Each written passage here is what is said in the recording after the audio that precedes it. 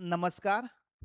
मी तुमच्यासारखाच भावी शिक्षक संदीप पाटील, कोल्हापूर. गेले 5 ते 6 दिवस आपल्या प्रत्येकाच्या मनात एकच विचार आहे, तो म्हणजे शिक्षक भरती 2025-26 ची यादी कधी लागेल? आपण या यादीच्या नादात आपलं संपूर्ण कुटुंब, तहान, भूक सर्व काही विसरलो आहे. फक्त एकच गोष्ट आपल्या लक्षात आहे, ती म्हणजे मोबाईल, मोबाईलमधील WhatsApp ग्रुप, YouTube चॅनेल आणि मित्रांना फोन करायचा, यादी कधी लागेल? ह्याला फोन कर, यादी कधी लागेल? त्याला फोन कर, यादी कधी लागेल? पण यादी कधी लागेल याविषयी सद्यस्थितीत माननीय शिक्षण आयुक्त सुद्धा किंवा शिक्षण आयुक्त साहेब सुद्धा सांगायला तयार नाहीत. यामागचं कारण काय असेल? तर आपणच भावी शिक्षक. कारण छोटीशी गोष्ट खूपच मोठी करतो. बघा, शिक्षक भरती आणि याचिका यांचा खूपच जवळचा संबंध आहे. बारीक-सारीक गोष्टींवर याचिका पडतात. परिणामत बऱ्याचशाच गोष्टी वेगवेगळ्या पद्धतीने बदलत असतात. काही याचिका योग्यच आहेत. कारण ज्यांच्यावर अन्याय होतो तेच लोकं याचिका टाकत असतात. गेल्या 2 दिवसापूर्वी तुम्ही बघितलं असाल, कोल्हापूर जिल्ह्यातीलच एका व्यक्तीने कोल्हापूर सर्किट बेंच येथे याचिका टाकली होती. याचिका होती ती म्हणजे त्यांच्यावर अन्याय झालेल्याच्या बाबतीत. इंजिनिअरिंगच्या विद्यार्थ्यांना प्रेफरन्स आले नाहीत या संदर्भात याचिका होती. संबंधित सरांना 161 गुण होते. सरांना वाटलं त्यांच्यावर अन्याय झाला म्हणून सरांनी याचिका टाकली. सरांनी याचिका टाकली याबद्दल मला काहीही म्हणायचं नाही आणि कालच या याचिकेच्या बाबतीत तो निर्णय आला आणि त्या निर्णयानुसार थोडक्यात आपल्याला अपेक्षेपेक्षा चांगल्या गोष्टी मिळाल्यात. ते म्हणजे काय? तर पवित्र पोर्टलची यादी लागण्यासाठी ती याचिका अजिबात जबाबदार ठरणार नाही किंवा परिणाम करणार नाही. आता दुसरी गोष्ट, शिक्षक भरती 2025 ची यादी कधी लागेल हा आपला सगळ्यांचा प्रश्न आहे. तर 2022च्या तुलनेत विचार केला तर 16 तारखेला आपल्याला प्रेफरन्ससाठी पोर्टल बंद झालं आणि आज 25 तारीख म्हणजेच 8 ते 9 दिवस झालं. 8 ते 9 दिवसात यादी लागावी असं आपलं सर्वांचं मत आहे. जसं तुमचं आहे तसं माझं आहे. पण विदाऊटचा विचार केला तर जवळ-जवळ 19,000 पदं आणि या पदांचं यादी लावत असताना फक्त जनरलचीच यादी लावायची नाही, तर महाराष्ट्रात अनेक प्रवर्गाचे लोक राहतात. अनेक वेगवेगळ्या प्रकारचं समांतर आरक्षण महाराष्ट्रातील मुलांच्याकडे आहे. त्यामुळं किंचितही चुकी होऊ नये या गोष्टीचा विचार करून प्रशासन अगदी व्यवस्थित यादी लावायचा प्रयत्न करते असं आपण समजूया. कारण बघा, माझे 135 मार्क आहेत. माझ्या ठिकाणी 144चा 134चा लागला आणि 135 असताना सुद्धा मी लागलो नाही, तर मीच कोर्टात जाईल आणि ही गोष्ट प्रशासनाला नको आहे. म्हणून प्रशासन व्यवस्थित यादी लावायचा प्रयत्न करतोय असं मला वाटतं. तर शिक्षक भरती 2025च्या संदर्भात मी सरळ-सरळ सांगेल, दिवसातून 4 वेळा मेरिट सांगणारे व्हिडिओ येतात. या व्हिडिओपासून सुद्धा तुम्ही लांब राहा किंवा तुम्हाला एक भाषा माहीत आहे, गुड न्यूज. गोष्ट एवढीच असते, पण काही व्यक्ती एवढ्या मोठ्या करून सांगतात. त्यांच्यापासून सुद्धा लांब राहा आणि यादी लागली की डॉक्युमेंट कोणती लागतील या संदर्भात माझा व्हिडिओ आहे. गॅजेट खरंच करावं लागतं का? किंवा ॲफिडेटिव्ह खरंच घालावं लागतं का? माझ्या आधार कार्डवर नाव चुकलं आहे. माझ्या याच्यावर नाव चुकलं आहे. मी काय करायला पाहिजे? आधार कार्डवर जर नाव चुकलं, तरीसुद्धा लोकं गॅजेट करायला सांगायला लागलेले आहेत. आधार केंद्रात जाऊन आधार कार्ड बदलता येतंय, नाव बदलता येतंय, हे कोण सांगत नाही. गॅजेट करा म्हणून सांगतंय. किंवा एखादं नाव जर नसेल, तर ₹300 मध्ये मी ॲफिडेटिव्ह केले. ₹300 मध्ये तुम्ही ॲफिडेटिव्ह घालू शकताय. त्याच्यासाठी तुम्हाला गॅजेट करायची गरज नाही. गॅजेट कशासाठी लागतं? तर लग्न झालेल्या स्त्रीनी गॅजेट केलं तर 100% चालतं. कारण त्यांनी करावंच लागणार आहे. कारण पतिदेवांच्याकडचं नाव आणि आई-वडिलांच्याकडचं नाव या नावामध्ये चेंज होतोय. अशा लोकांनी नक्की गॅजेट करायला पाहिजे. पण संदीपमध्ये एक ई राहिलं म्हणून गॅजेट करा म्हणून सांगताय. गरज नाही. त्या ठिकाणी तुम्ही ॲफिडेटिव्ह घातलं तरी चालेल गॅजेटचा खर्च करण्यापेक्षा, असं मला वाटतं. त्यामुळं चुकीची माहिती देणारे किंवा अफवा पसरणाऱ्या लोकांपासून आपण भावी शिक्षकांनी बाजूला व्हायला पाहिजे आणि मी आणखी एक गोष्ट सांगतो डॉक्युमेंटच्या अगोदर. आपल्यापैकी बऱ्याच जणांची निवड होणार आहे. काही जणांची स्वतःच्या जिल्ह्यात निवड होईल. काही जणांची स्वतःचा जिल्हा सोडून 100 किलोमीटर, 50 किलोमीटर, 200 किलोमीटर, 400 किलोमीटर निवड होईल. शिक्षण सेवक कालावधीमध्ये स्वतःच्या कुटुंबाला घेऊन किंवा स्वतःच्या घरच्यांना घेऊन नोकरी करणं शक्य नाही. त्यामुळं आज, उद्या, परवा कधी यादी लागेल मला माहीत नाही. जो वेळ आपल्याकडे सर्वांच्याकडे आहे, तो वेळ मोबाईलला देण्यापेक्षा किंवा सोशल मीडियाला देण्यापेक्षा स्वतःच्या कुटुंबाला देऊया आणि यादी लागली की आपल्याला नक्की समजणार आहे. कारण आपण जागृतच भावी शिक्षक आहोत. त्यामुळं एका जिल्हा परिषदची 2022च्या शिक्षक भरती संदर्भात यादी लागल्यानंतर कोणती डॉक्युमेंट मागितलेली होती त्या संदर्भात सदरचा व्हिडिओ मी केलेला आहे. तुम्ही बघितला असेल. तपासणी वेळी मूळ कागदपत्रांसोबत एक साक्षांकित प्रत सोबत घेऊन येण्याची आहे. बघा, मी जिल्हा परिषदेचं नाव लिहिलेलं नाही, पण इथं पहिल्याच ओळीत सांगितलेलं आहे, तुम्ही डॉक्युमेंट तपासणीच्या वेळेला मूळ कागदपत्र सोबत घेऊन यायचं आहे. त्यासोबत ट्रू कॉपी करून आणायची आहे. आता ट्रू कॉपी कुणाची असावी या बाबतीत सुद्धा तुमचं प्रत्येकाचं वेगवेगळे समज असतील, पण मला वाटतंय की एकतर मुख्याध्यापकांची असावी किंवा मुख्य कार्यकारी अधिकारी गावागावात आहेत त्यांची असावी. पण शक्यतो करून मुख्याध्यापकाची असली तर चांगलंच आहे. या व्यतिरिक्त इतर कशाचीही गरज नाही. त्यांनी काय सांगितलेलं आहे, सदर दिवशी खाली तुम्हाला दिवस दिलेले आहेत, कुठल्या उमेदवारांनी कधी कागदपत्र चेक करायला यायचं. आणि मी माहितीसाठी सांगतो, भ्यायची गरज नाही. संबंधित जिल्हा परिषद आपल्याला खूप सहकार्य करतं. आपल्याला डॉक्युमेंट कोणती लागणार, कधी डीव्ही आहे याविषयी अगदी व्यवस्थित समजावून सांगितलं जातं. त्यामुळं डीव्ही विषयी सुद्धा जे तुमच्यामध्ये किंवा माझ्यामध्ये गैरसमज आहेत ते काढून टाका. सदर दिवशी अनुपस्थित राहिल्यास तसा अहवाल वरिष्ठ कार्यालयात सादर करण्यात येईल. ज्या दिवशी डॉक्युमेंट व्हेरिफिकेशन आहे त्या दिवशी तुम्ही जर आला नाही तर तुमचा अहवाल वरिष्ठ कार्यालयात सादर करण्यात येईल. तसेच तपासणी वेळी मूळ कागदपत्रे उपलब्ध न केल्यास कागदपत्रांची पडताळणी करण्यात येणार नाही याची सर्वांनी नोंद घ्यावी. बघा, तसंच तुम्ही डॉक्युमेंट चेकिंगला आला आणि त्या दिवशी जर तुमची ओरिजिनल कागदपत्र नसतील तर तुमच्या झेरॉक्सची किंवा साक्षांकित प्रतची तपासणी केली जाणार नाही. उमेदवार अनुपस्थित राहिल्यास त्याची सर्वस्वी जबाबदारी असेल. आता बघा, एक जिल्हा परिषद आहे, तिथे सरासरी 579 उमेदवार घेतलेले आहेत. काही उमेदवारांना 4 तारखेला बोलवले, काही उमेदवारांना 5, काही 6, काही 7, काही 8, काही 9 आणि पुन्हा 9. बघा, अनुक्रमणिका असतात, त्यातील मराठी माध्यमाच्या पहिल्या 100 उमेदवारांना 4 तारखेला, दुसऱ्या 100 उमेदवारांना 5 तारखेला, तिसऱ्या 100 उमेदवारांना 6 तारखेला. म्हणजेच डीव्हीला कुठलाही प्रॉब्लेम येत नाही. संबंधित जिल्हा परिषद किंवा संबंधित प्रशासन अगदी व्यवस्थित आपल्याला सहकार्य करत असते. त्यामुळे डीव्हीच्या बाबतीत ज्या काही अफवा आहेत त्या अफवा डोक्यातून काढून टाका. आपल्याकडे ओरिजिनल डॉक्युमेंट आहेत, आपल्याकडे ट्रू कॉपी केलेले डॉक्युमेंट आहेत, संपला विषय. सरळ सरळ मी सांगतोय की आपल्या भावना किंवा आपल्या भावनिकतेचा बाजार मांडलाय काही लोकांनी, आणि अशा लोकांच्या युट्यूब चॅनेलला असो किंवा व्हॉट्सअप ग्रुपला असो राम करा. आणि मी सरळ सरळ सांगेल, काही युट्यूब चॅनेल असे आहेत की ज्यांना तुम्ही ब्लॉक करा, अनसबस्क्राईब करा. कारण आपल्या भावनांशी ही लोक खेळत आहेत. आपलं दुःख फक्त आपल्यालाच माहित आहे. जी तुमची परिस्थिती आहे तीच माझी परिस्थिती आहे. एवन आपण जेवत असताना सुद्धा आपल्या हातात मोबाईल आहे. बघा, आपलं म्हणजे आपल्यापैकी बऱ्याच जणांचे 30 पेक्षा जास्त वय आहेत, बऱ्याच जणांची लग्न झालेले आहेत. आपलं सद्यस्थितीत आपल्या फॅमिलीकडे सुद्धा लक्ष नाही. आणि यामागचं मुख्य कारण आहे ती ही लोक. कसलीही भीती आपल्याला घालायला लागलेली आहेत. आज यादी लागल, उद्या यादी लागल, हे डॉक्युमेंट पाहिजे, त्याला तेच पाहिजे.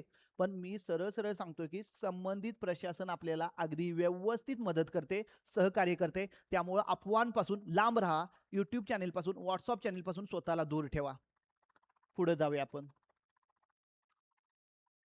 बघा, कागदपत्र कोणती लागणार आहेत.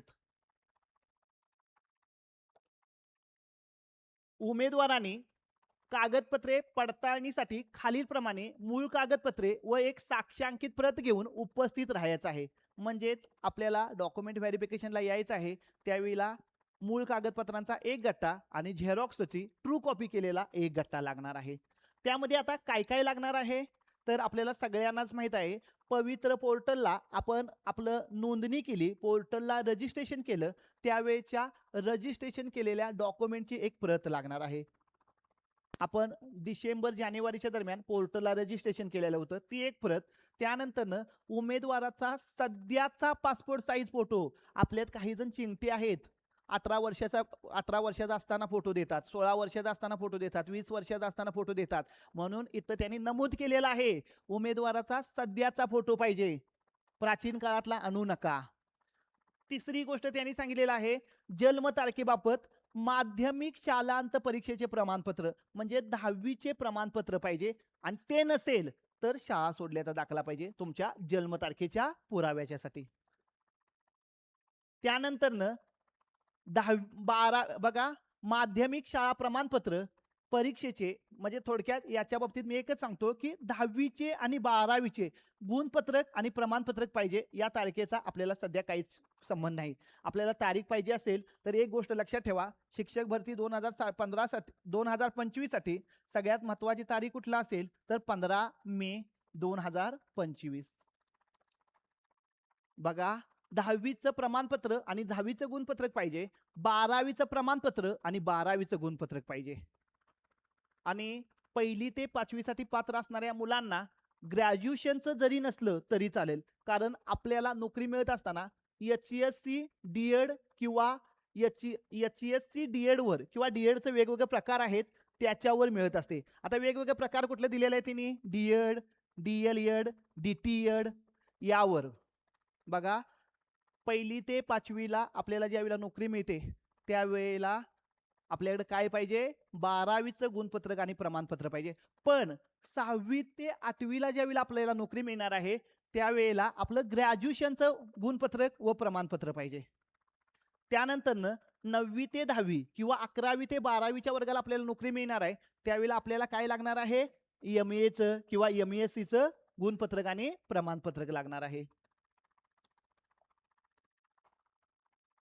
त्यानंतर आपल्याकडे व्यावसायिक अर्हता म्हणून काय काय लागणार आहे, तर 1 ते 5 साठी किंवा 6 ते 8 साठी पेपर 2 पात्र आहेत त्यांच्यासाठी DED, DLED, DTED, TCH Belgaum गुणपत्रक व प्रमाणपत्रक. आता हे TCH म्हणजे कुणाशी संबंधित आहे, तर महाराष्ट्र कर्नाटक सीमेवर काही गावं आहेत त्यांच्याशी संबंध आहेत. अशी गावं किती आहेत, तर 865 गावं आहेत त्यांच्यासाठी.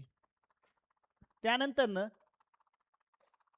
वरच्या वर्गांसाठी सुद्धा BEDचं प्रमाणपत्र पाहिजे, BEDचं गुणपत्रक पाहिजे. त्यासोबत शारीरिक शिक्षणासाठी पात्र असणाऱ्या लोकांच्याकडे BED किंवा BPED म्हणजे BPEDचं प्रमाणपत्र पाहिजे आणि गुणपत्रक पाहिजे शारीरिक शिक्षणासाठी. त्यानंतर 1 ते 5ला किंवा 6 ते 8ला पात्र असणाऱ्या लोकांच्याकडे TET किंवा CTET प्रमाणपत्र पाहिजे. 1 ते 5ला पेपर 1, 6 ते 8ला पेपर 2 TET किंवा CTET प्रमाणपत्र पाहिजे.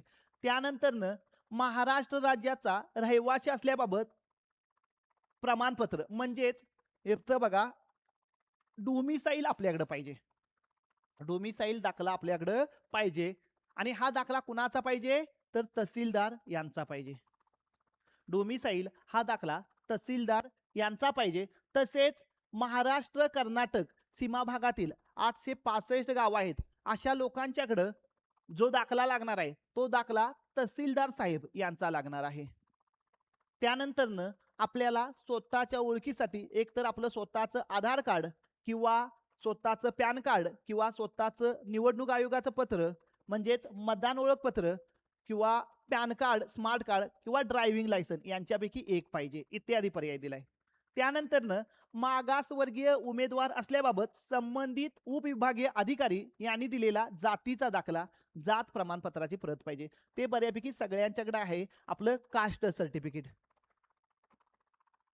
त्यानंतर पुढे आहे बघा, मागासवर्गीय उमेदवारांबाबत जात पडताळणी समितीने दिलेले जात वैधता प्रमाणपत्र.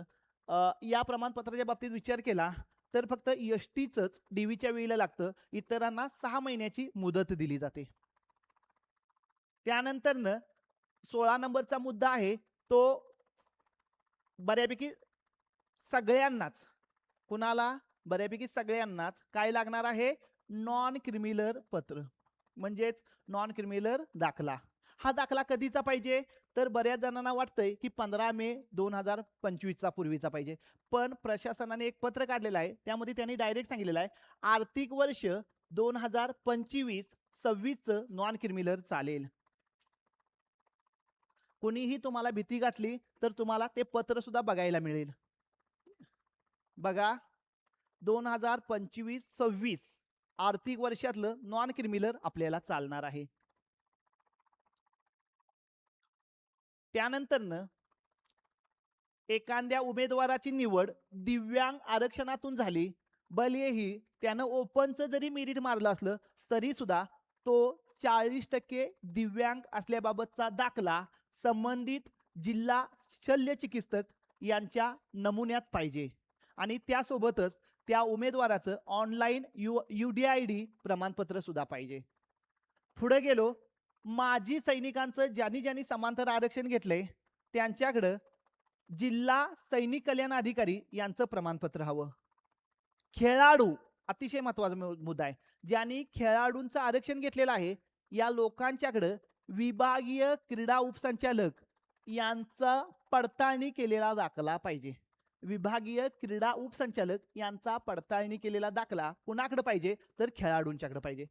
पदवीधर अंशकालीन समांतर आरक्षणाबाबत तहसीलदार साहेब यांचं प्रमाणपत्र लागणार आहे. अंशकालीनच्यासाठी तहसीलदार साहेब यांचं प्रमाणपत्र लागणार आहे. त्यानंतरनं आपल्यातल्याच काही शिक्षकांनी 1991ची जनगणना अधिकारी किंवा 1924चा निवडणूक कर्मचारी म्हणून काम केलेलं आहे. त्यांना त्यातील आरक्षण घ्यायचं असेल तर त्या संबंधित समक्ष प्राधिकारी यांचं प्रमाणपत्र पाहिजे.